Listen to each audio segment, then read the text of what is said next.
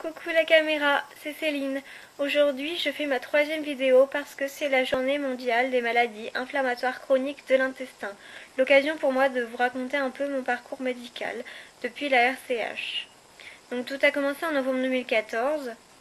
J'avais 20 ans et j'étais étudiante en première année à la fac. J'avais comme une grosse gastro. Je pensais avoir attrapé froid. J'ai consulté ma généraliste, elle m'a donné du Smecta. Et bah, du coup, elle m'a dit que c'était juste le stress. Et je suis restée comme ça de novembre donc 2014 à août 2015 avec mes symptômes. En me disant que voilà, c'était le stress. Sauf que en juillet, j'étais plus en cours et ça continuait. Et en août, j'ai consulté mon ostéopathe qui, elle, a été la première oreille attentive de ce que je ressentais.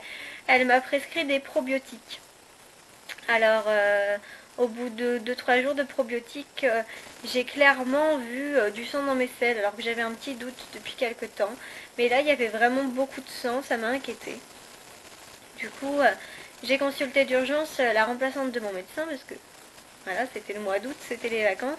Elle m'a fait faire tout un tas d'examens. J'étais à l'hôpital et c'était lors de l'échographie qu'on a vraiment commencé à s'inquiéter et qui m'ont dit avec un air grave de consulter un gastro-entérologue.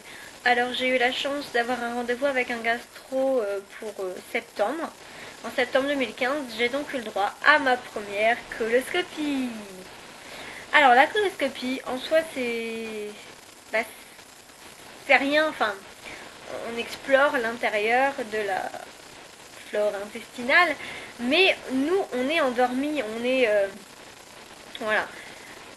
Alors que la préparation, j'en garde vraiment un mauvais souvenir parce que je ne m'étais jamais sentie autant malade. Donc en fait on avale des cachets qui nous font nous vider de partout. Voilà, je ne fais pas de dessin.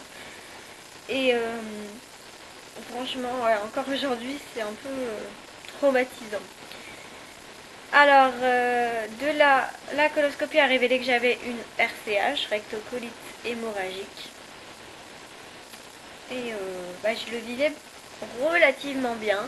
J'étais sous Pentasa granulé et des lavements aussi Pentasa. Je m'étais un peu habituée à tout ça, à la maladie, etc. Sauf qu'en juin 2016, mon gastro-entérologue a voulu un peu attaquer la maladie. Donc il m'a donné des corticoïdes en plus de Pentasa et tout le tralala. Sauf que j'ai été corticodépendante. Donc au départ c'était magnifique, féerique. Puis plus je baissais la dose et plus j'étais malade. Donc il a préféré m'hospitaliser quelques jours, je crois que c'était 3 jours, pour pouvoir faire les examens, voir s'il n'y avait pas quelque chose de grave. Mais en fait non, voilà, c'était juste ça. Voilà, alors ça s'est arrangé après, au fil de l'été, puis en septembre. Sauf que voilà, en septembre, j'ai été malade.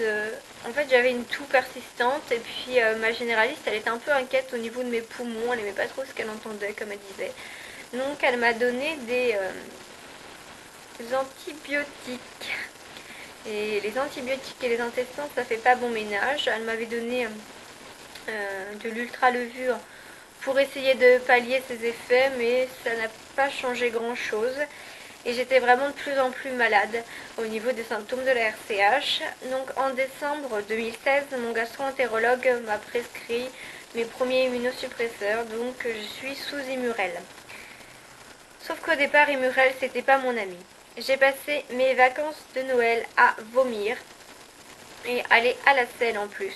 Je n'avais vraiment plus rien dans le ventre. Donc en janvier, j'ai été hospitalisée au lieu de passer mes partiels.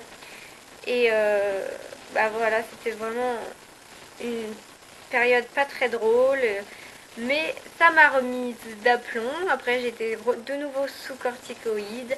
Là, ça va. Et donc, je me plains pas. Après les coloscopies, je pense pas que j'en referai. En revanche, j'ai fait déjà 2 rectosigmoïdoscopies. Donc, oui, pardon pour le nom. Donc là, c'est comme une coloscopie, sauf qu'on n'est pas endormi. Et c'est un peu douloureux. Et je sais que là, je vais en avoir une en septembre, mais bon, c'est pas très grave. Je sais que moi j'ai une forme modérée de la maladie, je me plains pas. Et je vous remercie vraiment de me suivre parce que là ça fait un an que j'ai créé ma page Facebook et ça fait vraiment du bien d'en parler, de lever les tabous sur cette maladie. Parce que c'est vrai, c'est pas toujours drôle de parler de sel, etc. Mais bon, on s'y fait. En tout cas, je vous remercie énormément. Prenez bien soin de vous et je vous fais de gros bisous. Merci.